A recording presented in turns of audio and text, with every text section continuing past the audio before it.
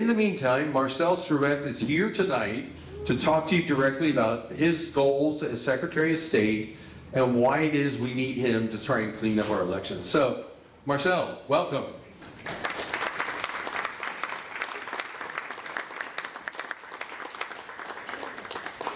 Hi everybody, thank you for making it out a very nice, iconic place.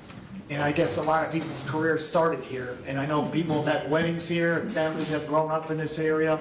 And so I'm honored to be part of your heritage and your history. I'm also here in Southwest Ohio. I'm raising a family in Centerville, so my wife and children. And I retired from Wright-Patterson Air Force Base after 20 years serving as an intel officer. And so my experience in Ohio up until 2023 was coming back and forth to visit family in Delaware County and out in Youngstown, where my father-in-law is from. But my wife and I decided we wanted to come back to Ohio, and we wanted to establish our family here. And we wanted the stability of the Midwest, because we have a Midwest family system.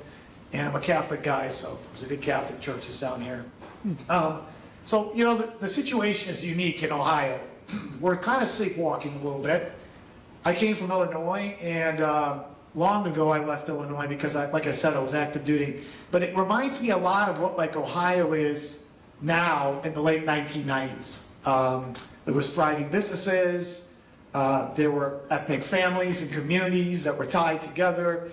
A lot of that, and over the course of time, people went to jail for corruption. People lost faith in the political process. Democrats got involved in that, and they changed rules in elections. And, you know, we all kind of know where Illinois went, where Michigan went, where California went. It's hard to come back from that. As I was serving in the military, I went overseas to Iraq and Afghanistan. I wasn't in any form of a political mindset.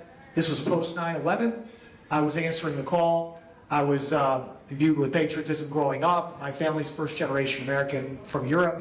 Parents came from Croatia, a small country across from Italy. And then as a young man, I became commissioned as an officer.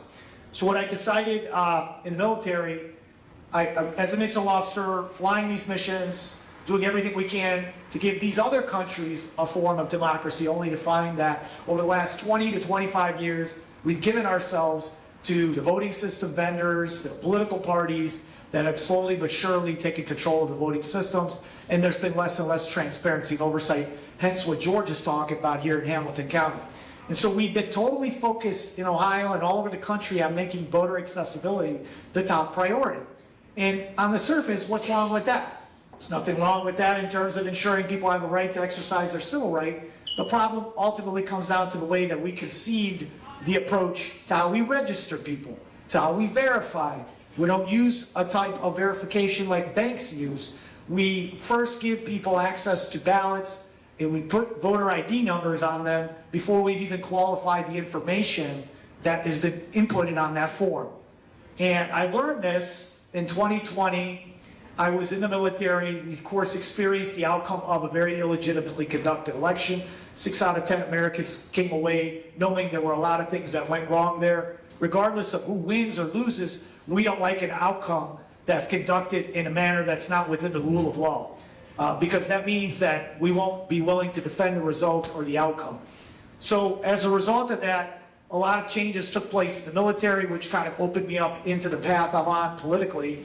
We saw overnight that there were social ideologies introduced into the police force, into the law enforcement and the military that drew us away from our warfighting mission and took us back to a time and place where we focus once again on identity and things that we need to get away from as Americans so we can be common. And I fought that off. I fought the COVID mandates, which were pushing a lot of military to violate informed consent. And these things, there was a lot of administrative intimidation, coercion, and punishment that came along with that. And that's just a reflection of where we were as a society. Because after that election, we faced a constitutional crisis in this country. And as a result, many people who were on the front lines in hospital systems or who were facing employment requirements, they put us in a very big bind, and people had to make a decision between putting food on the table or abiding and complying with a mandate that should have never even been because it wasn't scientifically based. All that put aside, it was a turbulent time, and I told myself I'm going to leave the military. I was about 18 years working for the vice chairman, doing some significant missions up there with upgrading information system technology, which is going to be useful as the next Secretary of State. But when I decided to do is come back to Ohio in 22, Montgomery County. A big county, as you know, just like you guys, it's fifth largest, and they had a commissioner's race, similar to what you just described, George. It was a 20-day process of counting new ballots that came in that ultimately reversed the result of the commissioner's race. And a lot of people ask questions as to whether there would be an investigation and why the dual observers, Democrat and Republican, were pulled, why the camera system was not on during the counting process. There were all kinds of transgressions in Montgomery County, which led me to believe this isn't just an issue with Georgia and Wisconsin. We truly have lost the bubble on accountability and the enforcement of our own administration in elections. And so I began my political ascent to where I'm currently by basically making everybody in the system uncomfortable with status quo of that. Just go along to get along, overlook that, move on. And I realized, and I got with good people like Dale and other friends of mine from this part of the state that have been working this problem set for years. And we started to review election law, right? Secretary of State's procedures. We started to go to Columbus. We started to link up with key legislators who would allow us to write the legislation. And so I got a first-hand account of being able to go into Columbus, give proponent testimony, and the first things I wanted to address were the voting machines. Because if you think about it, they cost us tens of millions of dollars. They're not independently verifiable. They're proprietary. They've been that way for years. Both Democrats and Republicans have complained about it, but no one has had the one-arm ability to get over the top of the special interest lobby that has always protected those voting machines from further inquiry, further investigation. And so my thought process went down to, how do we certify these things? And when I started to look at it from the lens of technology, I said, we are certifying these systems with a 2005 security standard. Now, for anybody who's worked in the technology space, and I know you have, George, it's unfathomable to think about the idea that we look at the year 2026, and I can tell you as an intel officer, we live in a very high cyber threat environment. Our identities are consistently stolen or purchased online, social security numbers, driver's licenses, you name it, state IDs, and yet the very systems we have in place when it comes to conducting elections, which is what the Secretary of State oversees, involve the ability to qualify information that we don't qualify at the Board of Elections level. So if the Board of Elections doesn't have access to that information, driver's licenses, citizenship information, state IDs, then how can we expect them to ensure that nobody who's not supposed to be on a registration or get on a voter record, how can we expect them to do their job? But yet we've operated on an honor system for the last 20 to 25 years, and we haven't been able to scrutinize voting machines. Looking at that voting machine enterprise, I realized not only are these systems so outdated, you can't even bring them up to a standard so that you can cyber secure them to a point. So I endeavored to write a bill that would have required them to be certified to a 2026 standard, which is what banks certify to and others that use technology to transact. Your vote is not less important than your money, right? And what I did is I made Columbus, obviously, they got up in arms about this whole thing. And they said, we're going to cost the state $100 million to upgrade these systems. I said, who said I want to upgrade them? We can use pre-printed, hand-markable paper ballots. And it's the vendors that have to pay for their system upgrades. Why haven't we forced the vendor? We're the customer, the taxpayer, the client of these systems. Why haven't we forced them to upgrade their systems? That's their responsibility, that's their product, that's their service. And they use foreign software developers to develop it, supply chain components that come straight from Taiwan, straight from China. We have no chain of custody and aware ability to assess those. And this is a huge vulnerability. And as an intel officer, I can tell you, this is the way I look at voting in elections. It is a risk management framework. And you have to break down everything into a system and a process. From the time you register, from the time you cast votes, from the time you count votes, from the time you audit, from the time you certify. Every one of those has a ton of processes in them, and nobody who's been overseeing the Secretary of State office has ever taken the time to assess each of them on their own level for vulnerabilities. And so we started doing really unique things, citizen watchdogs. The next thing we found out, Hamilton County became a flashpoint in 2024. You had your chairman, happens to be the chairman of the party of the Republican Party, he's a board member, reported in June of 24 that there were 140 false registrations submitted in through the Board of Elections, which they found not because they are able to detect that on their own. They found it because a couple who had their information changed to a different address came to the Board of Elections and said, why is my work address now my voter registration address? And that caused and prompted Sherry Poland, the board member down there, to look into it, and they realized that these signatures were fabricated. So the question then becomes, if you can fabricate signatures for registrations, you can purchase social security numbers, driver's licenses, state IDs, how much of this truly exists across 7.8 million registered voters in Ohio? And we don't know the answer to that. And the reason we don't know the answer, I believe, is because the politicians who are in these offices, seat hopping, do not really want to look at that. They don't want to have to look the Ohio voter in the eye and say, we're not the gold standard. We've been operating with these risks and these vulnerabilities for years, and now it's time for us to do something about it. And so it's going to take a political outsider with the background that I have and a total focus on this to deconstruct what's wrong, look at the assumptions, and drive out third-party voter groups out of this process. Why does anybody other than an election official or you or me need to handle our registration forms or our ballots at this point, if you think about it, right? You have an online registration system today. You don't need anybody to do a voter registration drive. Why do we allow nonprofits and for-profit groups to go out there and to be able to hold on to those registration forms for days on end and turn them in when they feel like it?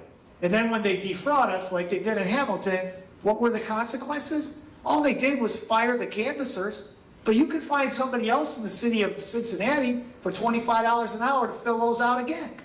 And so we never punished the actual firm that hired those people. So if we can't enforce the law, we don't have proper oversight and checks and balances, then we don't have a reason to have these groups involved in handling our registrations and handling our ballots.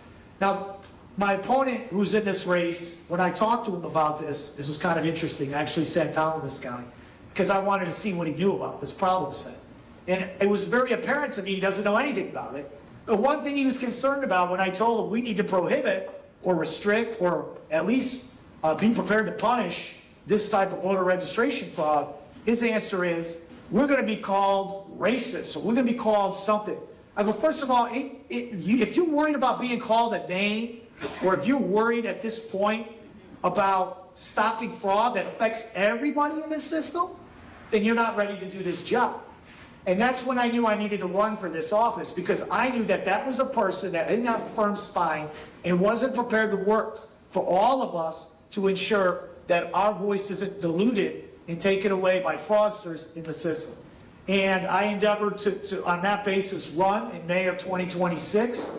And I'll tell you, nobody thought none of it, because who has ever challenged the musical chair revolving door of statewide office holders? But nobody's ever seen anybody with my background or qualifications from the military time, and they didn't see that I'm also a candidate that's capable of going to the people, talking to them, explaining this to them, because it's part of education, guys. You don't know these things. You don't know right now that over 1 million Ohioans cast the ballot by mail without a copy of a photo ID in the 2024 election. But if you listen to the elected officials, they will tell you Ohio has voter ID. But voter ID isn't photo ID necessarily. So we have created an exemption.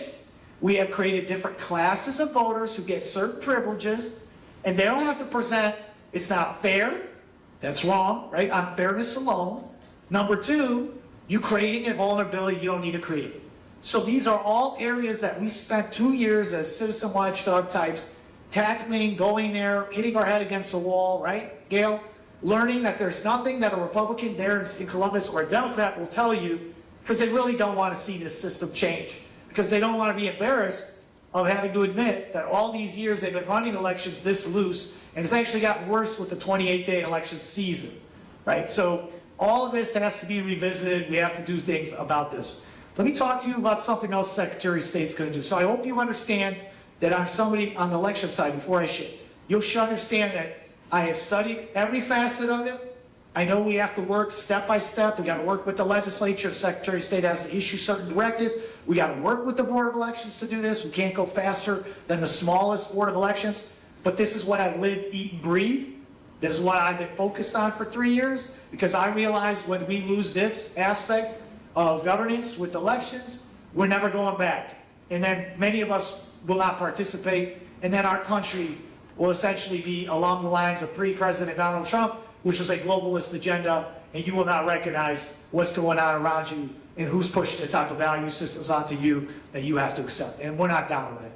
Now, with regards to the type of fraud that occurs that we've uncovered the last 6 months with government benefits fraud, Medicare, health services, trucking services, daycare, right? We all know it's billions of dollars. We know that because that practice is tied in many ways to the identity groups that have, it's not just foreign nationals, it's Americans too, but they have access to these programs and they can apply, it's totally legal. But the issue here comes down to what have the executive level positions that are elected in Ohio done about it? They don't talk about this. It was a big cat's meow for a little while, but then after everybody got their coordinated message out on social media, pointing the finger to the other guy to do something about it, you notice it kind of just went away with the media cycle. So this is what has to happen on that front. The Secretary of State is responsible for all business registrations. We need to create a set of standards and criteria for those high-risk areas for Medicaid.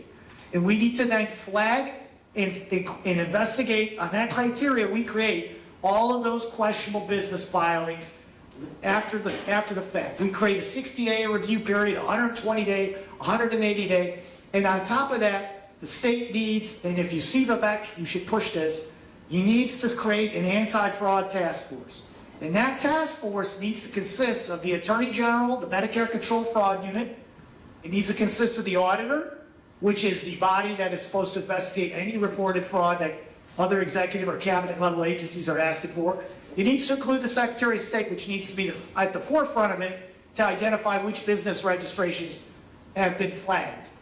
All of them need to report on a recurring basis, maybe quarterly, to the people of Ohio through news conference, what is taking place, who's investigated, how much has been investigated, what's being done, what's been criminally referred. We need to have this, again, brought out front and center. It's going to take a political outsider to force that system of doing it. And if one of those executive agencies, like the Secretary of State, does that, it's going to put a lot of political pressure on the others to do the same thing. That's just how it works. And so this is a very important time for us to execute these kind of ideas and solutions, because we don't really have many years potentially of Republican rule in this state where we're going to have the opportunity to do some of these things, because when the other side takes their turn, it's going to be a free-for-all in terms of getting as much federal money to come down, and then it's going to stuff all these other constituent groups aligning with that side. So this has to be something we've got to work toward together, and this is a candidacy that's built on that idea.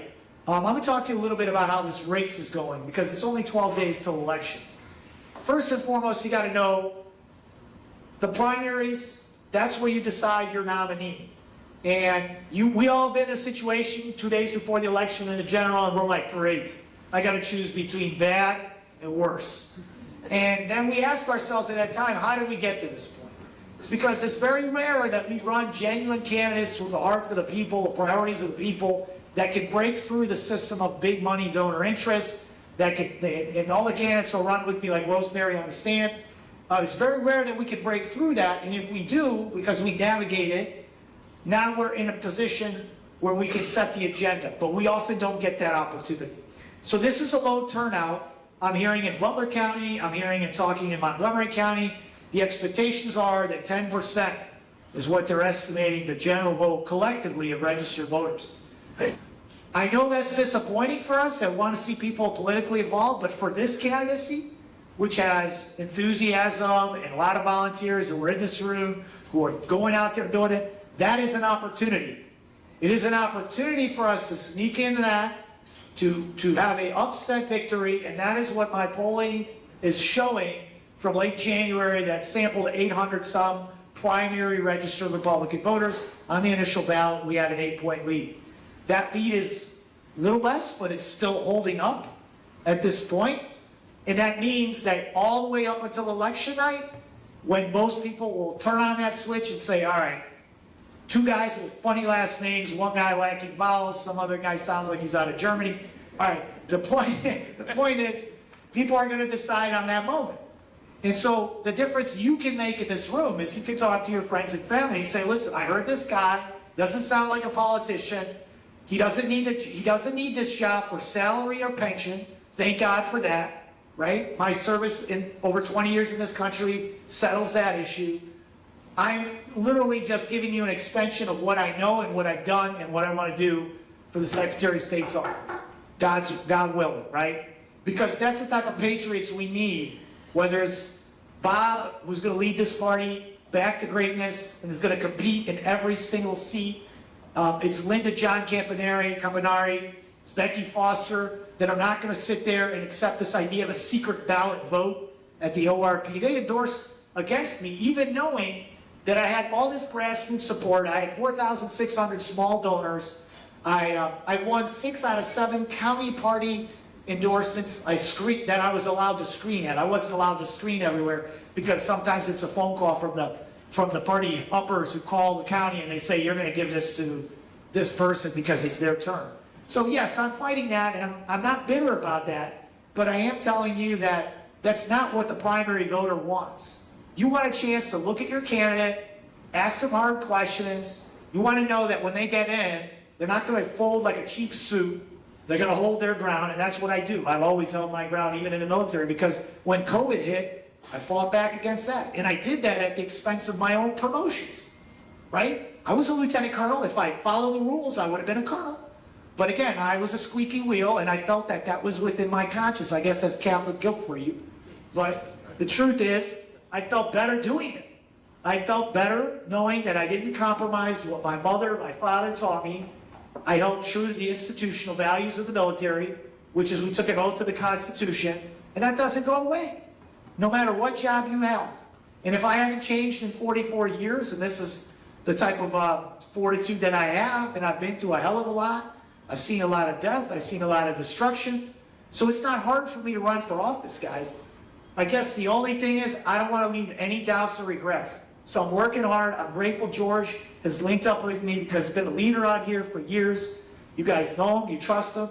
You know that when he brings you guys like Bernie Moreno and J.D. Vance over the years, and President Trump, we need new generational leaders in Ohio. It's enough. DeWine's been there since the 70s. When they shut down COVID, none of these guys said a thing when our businesses were closed and our kids were masked.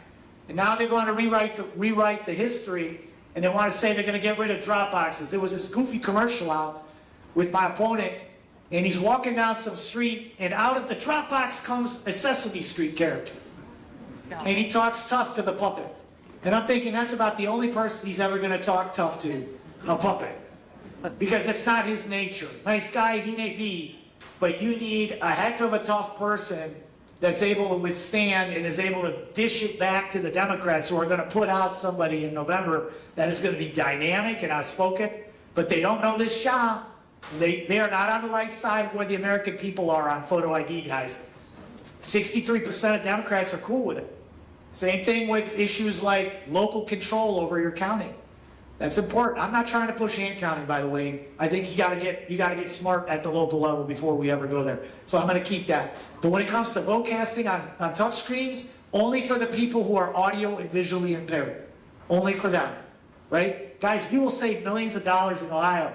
Over the course of 10 years, we spent as a state $500 million to upgrade electronic vote casting machines. I'm not even counting the amount of cybersecurity contracts that you have to buy in order to secure those systems that you can't secure. So it's a grift. The whole thing is a grift. Our systems have been monetized and grifted. And either we take them back and have true transparency of how our votes were counted and cast, or we're just going there and getting our I voted sticker and feeling good about ourselves. And I'm not for feel-good stuff. I'm for making sure that when we transfer power, we feel good, that it was a free, fair, honest, secure. Even if I don't like the outcome, I can accept that. That just means, right job, we got to go back and work harder. We got to organize better. We got to give the opponent respect where respect is due. They go out to the community, they organize. We as Republicans, we take a nap when we're in office. I don't believe this group does, but that's what it's going to take. And I believe the volunteers we built, and I have hundreds of them, are going to work across the state to elect us up and down the ticket. Because that's the only campaign I could run as an outsider. I had to really truly do a traditional voter engagement campaign to get people, out there. And so that's how we stand. We're really close to pulling off a historic victory on May 5th with your help, with God's will.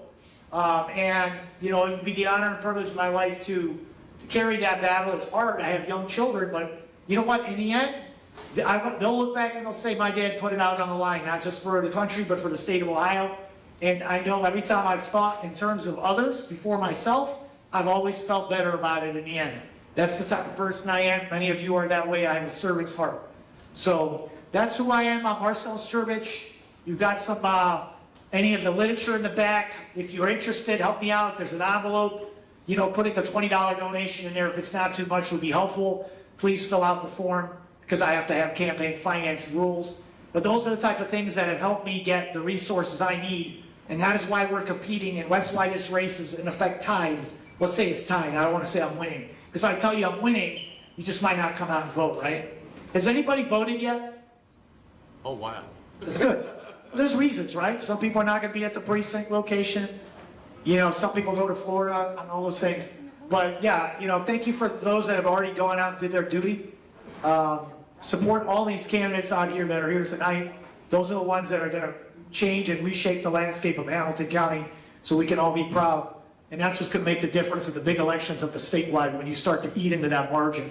So I'm proud of having the support of Linda Cotto and others who got behind this. And they know that I'm going to close primaries so that we don't have party interference between Democrats and Republicans. We want to be able to choose without the other side manipulating our own primary elections. I think that's fair to them too. I think it's fair to them. They should be able to choose their candidate as well. So, George, I'll turn it over and I'll just answer some questions for you guys. And thanks so much for coming out tonight. Thank you.